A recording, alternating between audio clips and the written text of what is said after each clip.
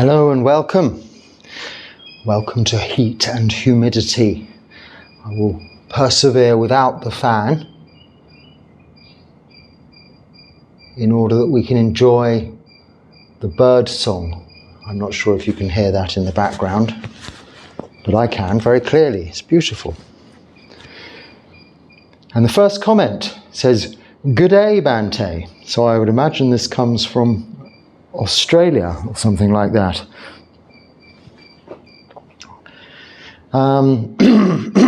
Excuse me. Could you talk about Magga Samadhi?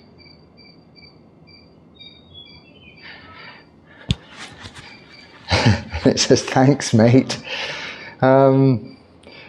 Okay.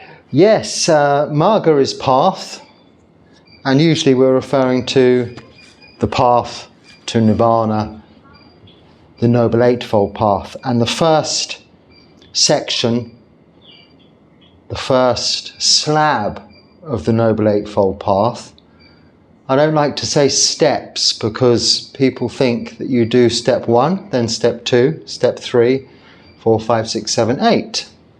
The Noble Eightfold Path isn't a path like that. It is practiced holistically. We need to be practicing all of it, which includes the 3 sections of Sila, moral virtue, Samadhi, meditation, and Panya, wisdom, together, because each part of it, each slab, each section, 1 to 8, complements the others. They're all interdependent. And like the Four Noble Truths, it runs full circle in that the Four Noble Truths, there is suffering, a cause of suffering, an end of suffering, and a path leading to the end of suffering, being the Noble Eightfold Path, begins with samadhi, as you say there, right view. And the practice of the rest of the Noble Eightfold Path is what gives us right view. So it's a little chicken and egg, which comes first, the chicken or the egg. Can you practice Buddhism, so moral virtue, meditation, and develop wisdom, if you have wrong view? Well, you can, because through the practice of meditation and keeping Sila, moral precepts, you will establish right view, experientially. So, Panya, wisdom, Samadhi, right view, which means you fully understand that we are not the 5 khandhas I've been talking about recently, this physical body and this thinking brain. That is our vehicle in which we've been reborn and will be continued to be reborn into various forms or vehicles as long as we cling to these aggregate forms, these experiences, sense consciousness. When we recognize the impermanence, this is the other aspect of right view, anicca, unsatisfactoriness, suffering, dukkha, and anatta, that we are not those 5 aggregates, not self, then we can start to begin to be liberated from clinging to the khandhas and therefore determining, as we do through our own actions of body, speech and mind, the causes and conditions for rebirth. But through the practice, determining the causes and conditions for liberation, freedom from suffering in this lifetime, and Nibbana. So, can I talk about Magga, the path? I'm always talking about the path, every talk. And Samadhi, I've been talking about Samadhi in terms of its opposing view, so Sakkaya Ditthi, that is personality view. Having a view that this is what we are, this persona. this personality, this character. Rather than that just being elements, but what we are is more a consequence of what we do. So if we act well, we act morally, we develop good karma. Karma's actions. The results of karma is vipaka. So karma is that results we're determining by those actions of body, speech and mind. So right view includes the understanding of karma, the understanding of or abandonment of Sakkaya Ditthi, personality view, and the understanding of the characteristics of existence. But that comes about as a result of practicing the rest of the Noble Eightfold Path. So even coffee, not being an intoxicant per se, can cause anxiety and become an addiction. People don't want to admit that often. It can cause people susceptible to it, some levels of anxiety, certainly the physical aspects of that feeling, yes. All in moderation is what I say. It's not an intoxicant, so it's not prohibited. We can drink tea, coffee, but we've had that conversation enough in the past for us all to know now we take everything in moderation. Like I think you say, or someone else says later on, anything can be an intoxicant if you have too much of it. And the Buddha too describes our own well-being as intoxicating, being intoxicated with our beauty, our health, our youth. Being intoxicated by youth is wrong view, Sakkaya Ditthi, thinking that we're young and fit and healthy and therefore we'll always be this way. That is a form of intoxication, isn't it? It's not mindfully and it's not wisely understanding the nature of this physical body and how it is impermanent, unsatisfactory and out of our control. Okay. One day, when I was praying with monks of the temple, I saw my soul flying up and looking down. I saw myself standing and praying and felt an incredible happiness and joy and a lot of flowers and birds singing. I sadly never experienced such joy and happiness again after growing up. I tried to meditate, but life worries and sadness doesn't let me fully devote to Buddhism. Please let me know what it was, what that was in Buddhism. I don't know what it is called, but I don't know that was precious moments. But I do know that was precious moments at the temple. Well, it sounds precious moments. We have childhood fond memories and precious moments.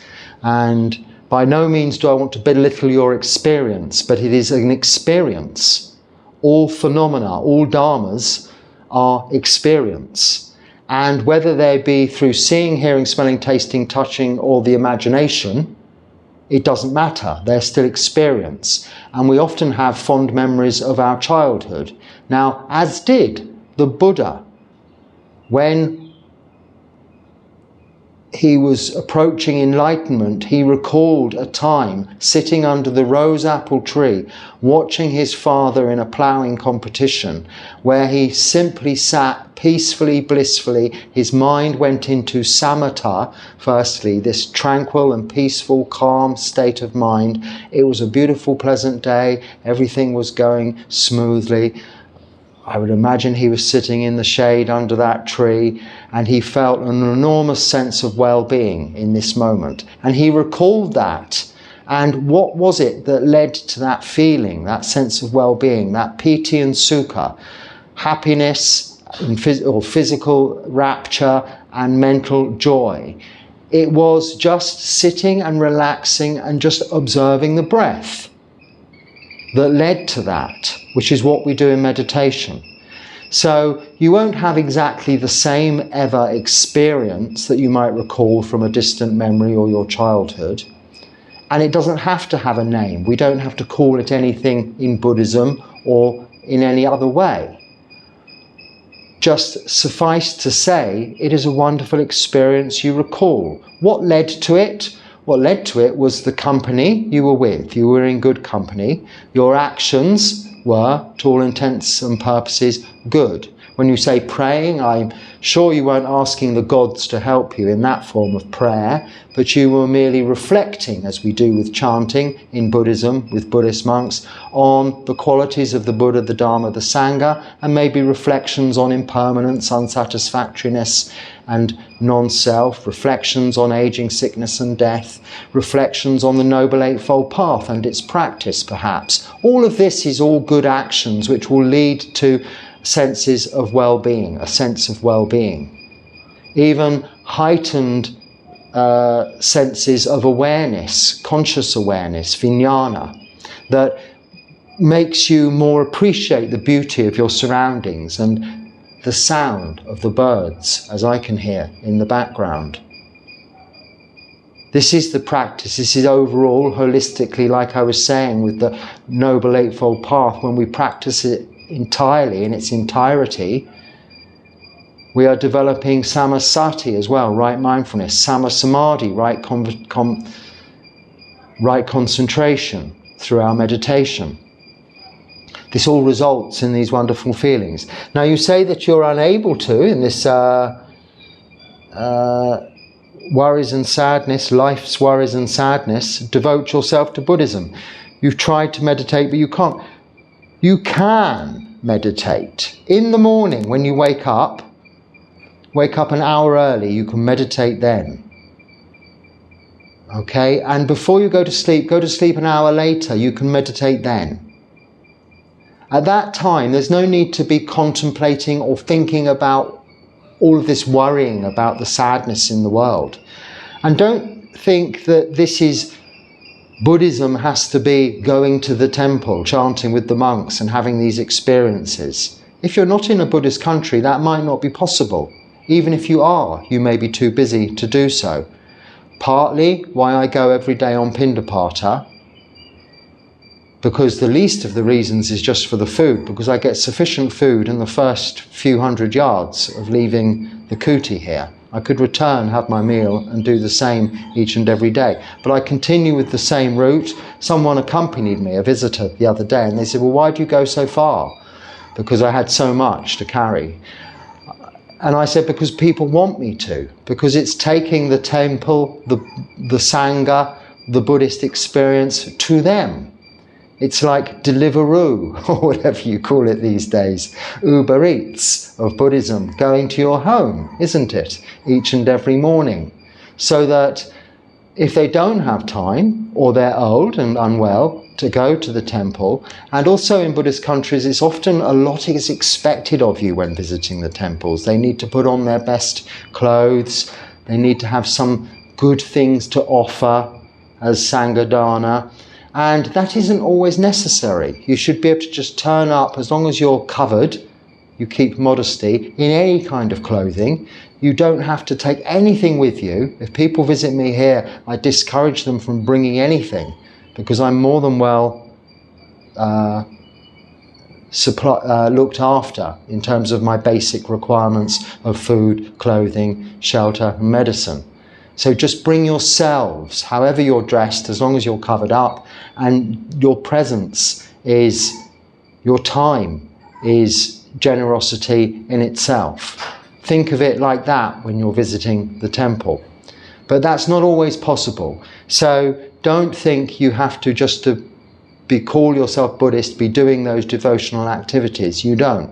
If you're keeping the precepts, you're practicing meditation, then that is leading to the development of wholesome mind states and reduction of unwholesome mind states. And that is more Buddhist than very many Buddhists that you might think are Buddhists just because they go to the temple regularly, offering lots in their finest clothes. That's not Buddhist. That's just going to the temple, offering lots in your finest clothes and participating in devotional ceremonies by rote, in a perfunctory manner. What is being Buddhist is acting in accordance with the teachings of the Buddha, the way he guided us, with that path, the Noble Eightfold Path, within the parameters of that path. Right view, right intentions, right speech, right actions, right livelihood, right effort, mindfulness and concentration. That's being Buddhist. Wherever you are, whatever you do within those parameters is Buddhist. Even if you never do any chanting, you never light incense, if you're keeping precepts and you're meditating, that's more Buddhist than most. So amidst the sadness and your worries, you can find some happiness in the morning and in the evening with that meditation, if you're keeping the precepts. And that experience you enjoyed as a child will, I promise you, if you're doing that, will come back. And quickly too. If you've experienced these things once, you'll experience them again. You have a reference point. But don't look for it, don't try, just let go of expectations. And if you're keeping precepts and you're putting in the time for that meditation, you will experience that again.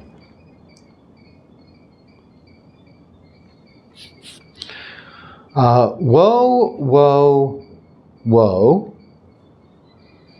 Whoa, whoa, whoa. I think I'm supposed to say that like, why do you desire, in capital letters, the truth? Desiring anything according to Buddhism, desiring anything is the cause of all problems. Something seems amiss here.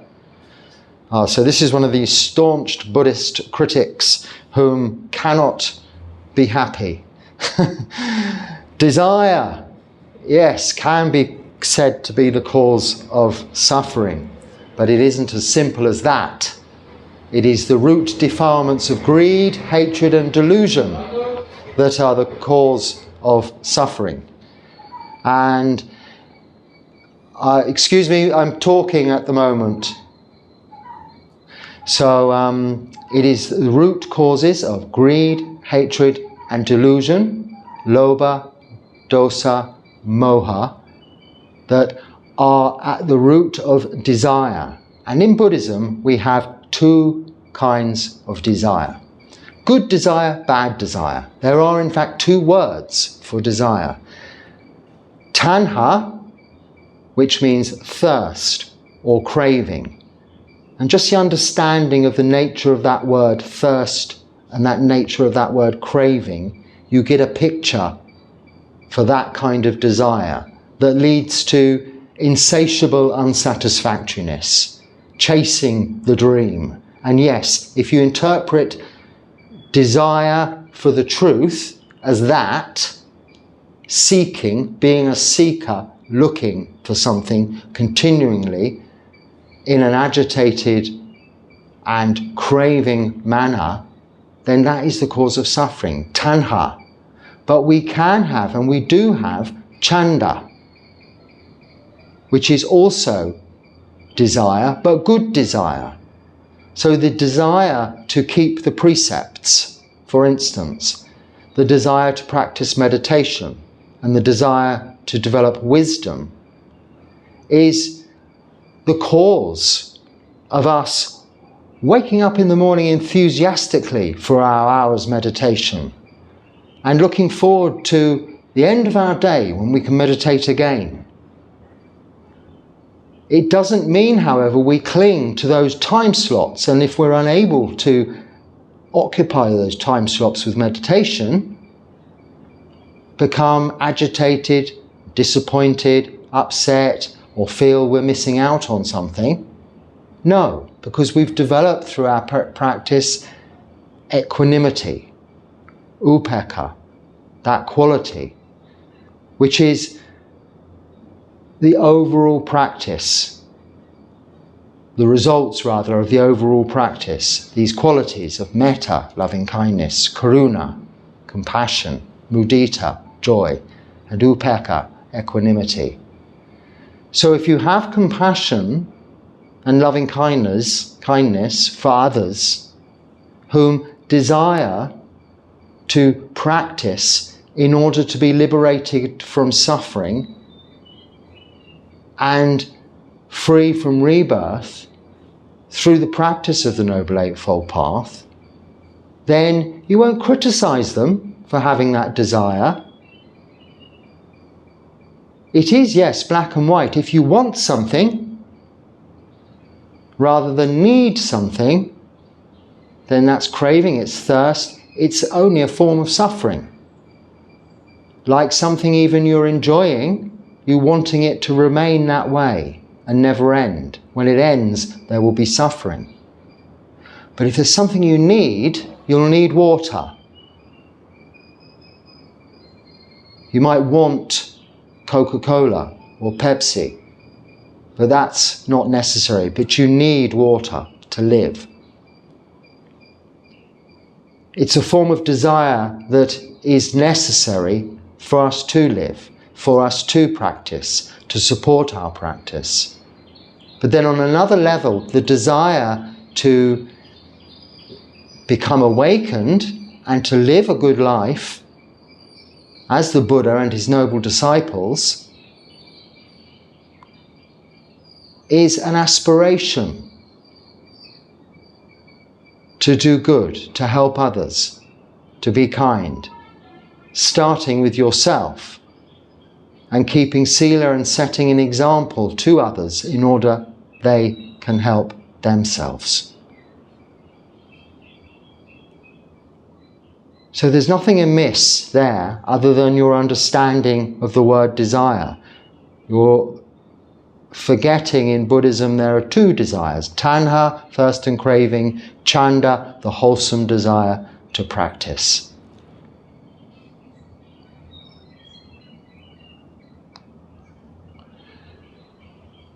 I think this was from the same person because it's the same question. Why do you desire to liberate yourself from suffering? Why do you desire to develop wisdom? Why do you desire to experience joy, bliss, tranquility?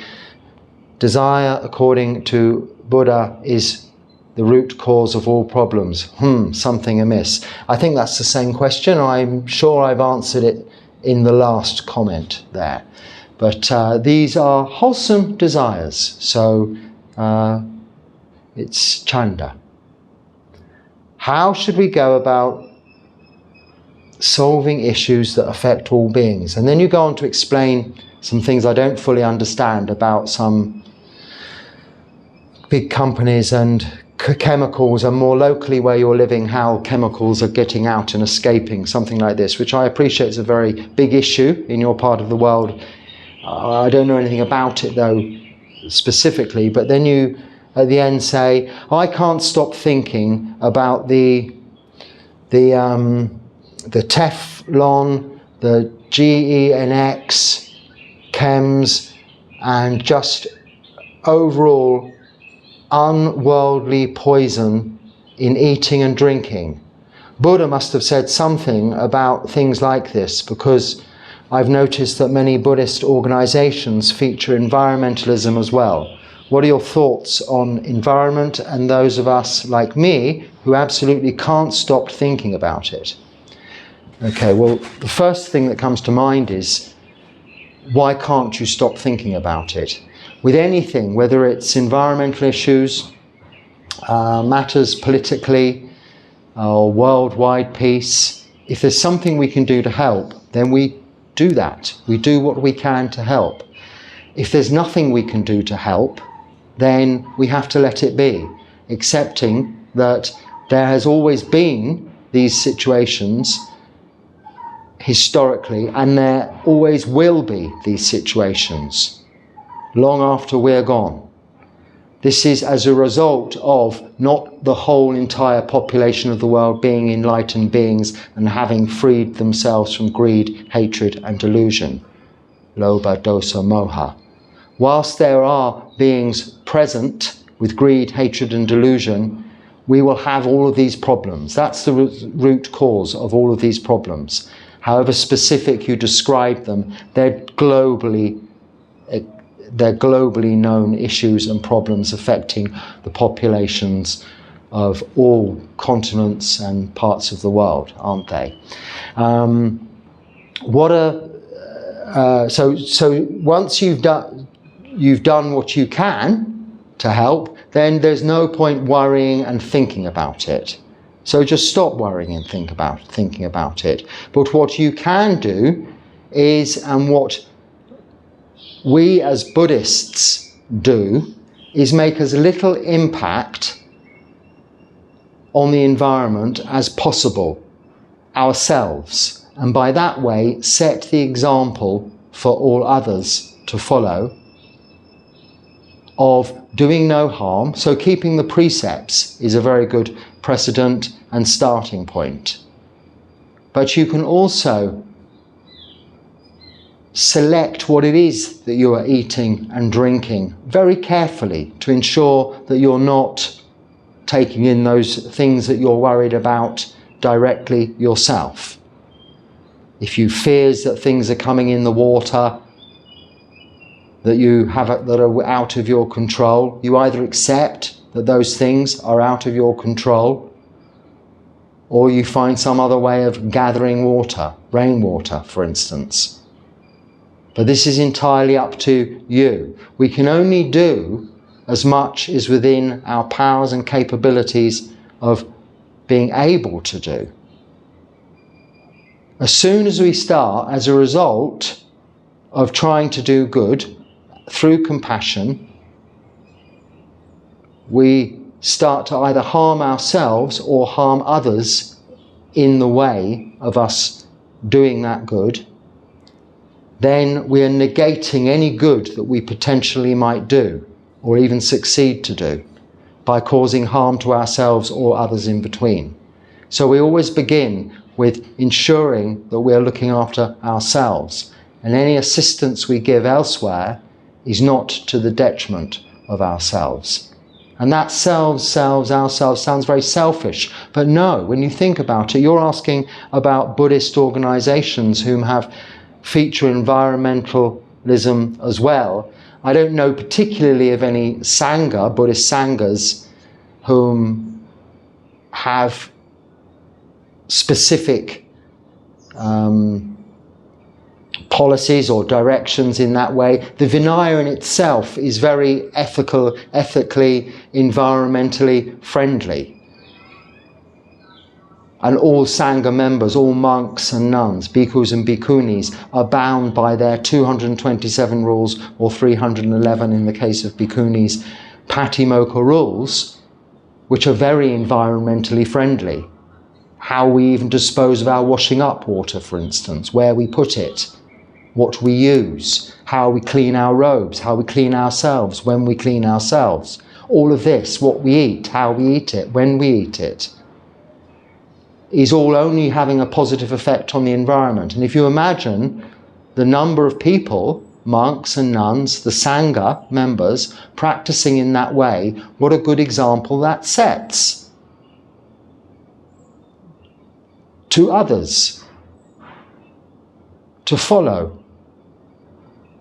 And then overall make an impression, albeit limited, on the environment itself.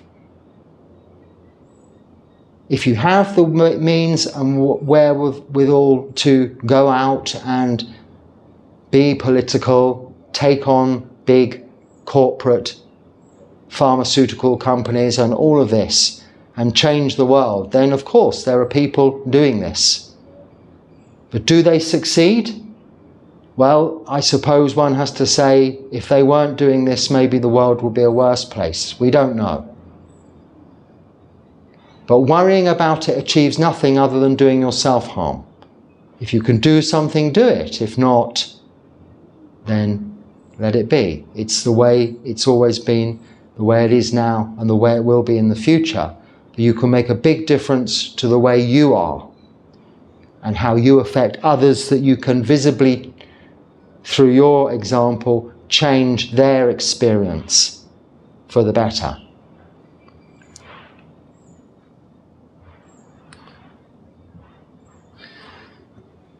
So can you speak more about the idea of the root fear and anxiety coming from hatred?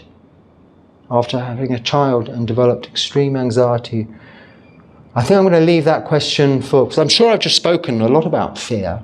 And you're talking then about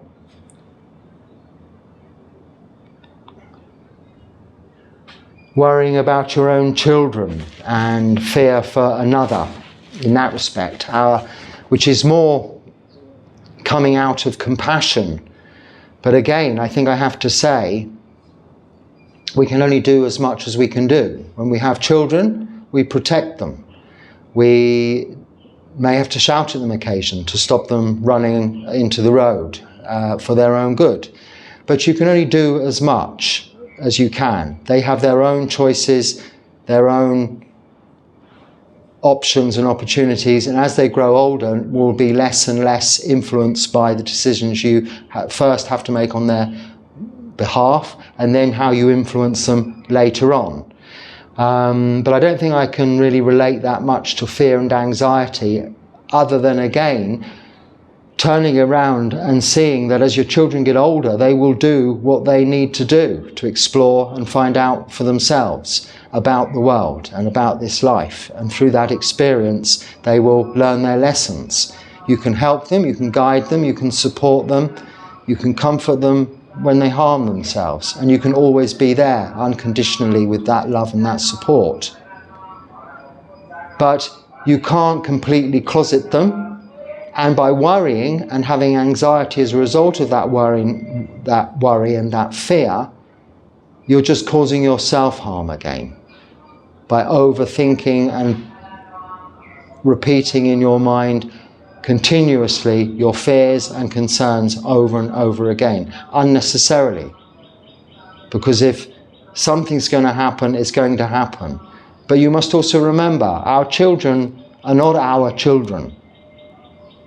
We have them for a short time to bring them up as best we can and look after them. Then they go and do their own thing. But they have their own way of protecting themselves. As much as they create their own karma and are the beneficiaries of their karma, as we make our own karma and are the beneficiaries of our karma, our children also inherently know what hurts and what gives pleasure, what's dangerous and what's safe, and will make their own informed decisions. You can guide them, but you can't change them. They have their own karma, remember that. They are human beings, they are beings in themselves. And offering them support, kindness, love and compassion goes a long way to protecting you from that fear and that anxiety. So I think,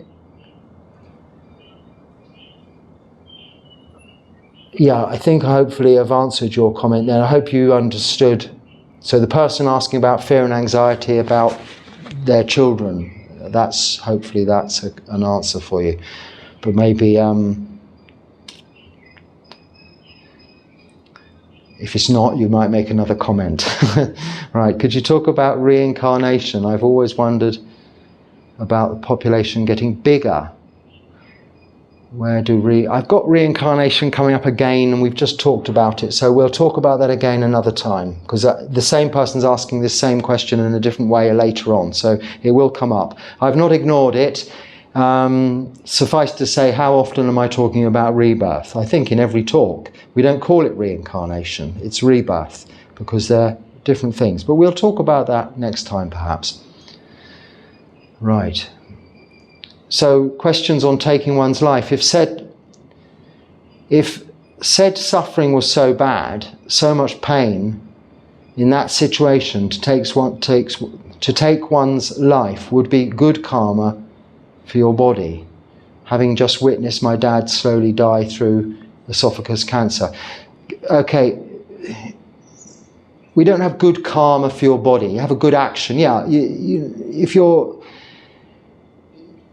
if someone takes their own life, it is still considered killing, but it's not killing another being. And I'm not going to talk in detail about that. We certainly cannot harm other beings in other way, and certainly not take the life of other beings. But people whom are nearing the end of their life through whatever cause are going to be experiencing suffering. And at that point, we'll be taking medication to alleviate that suffering and taking actions to either prolong life and therefore maybe extend that suffering, or accept it as being the end of life and not prolong it any further. But any other actions that are taken must be purely up to that individual that you're referring to. But it by no means is ever considered good karma or a good action to harm any life, whether it's your own or others. It might be for the individual concerned, their own choice to alleviate their physical suffering, but it is not a way forward in terms of being free from rebirth and liberation on the path. The practice of Buddhism should be, or where most beneficial, is when it's taken up, when we are able to practice and develop these qualities, all of the qualities towards enlightenment, when we're fit and healthy and able and have resources and time and support, and not left until our final moments, when we can't put into practice the qualities and the skills we have developed. If we've practiced throughout our life, developed qualities and skills, we will know how best to deal with the end of life when it comes, without doing ourselves or others harm. Remembering always, by harming yourself, you will be harming others around you, whom mightn't necessarily understand your motives. So,